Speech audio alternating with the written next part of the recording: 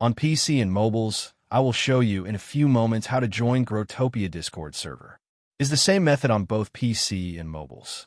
For this, we will open a browser on your PC or mobile, can be whichever. In my case, I will use Microsoft Edge.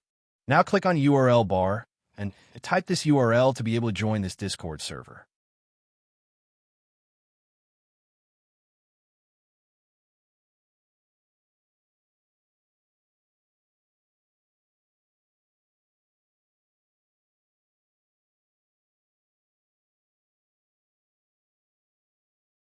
Doing this will automatically start your Discord application if you have it installed. Then click Join, and you'll have access to the Discord server.